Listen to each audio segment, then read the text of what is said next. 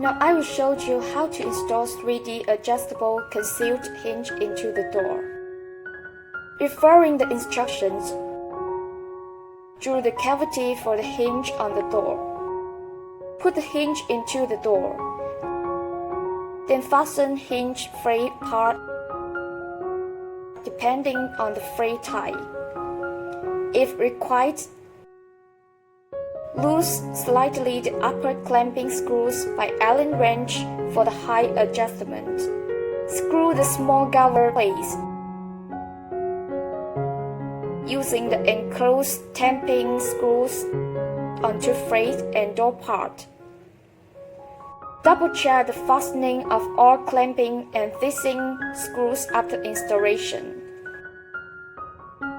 D&D Hardware and ISO 901 certified factory with 13 years experience specialized in door hardware.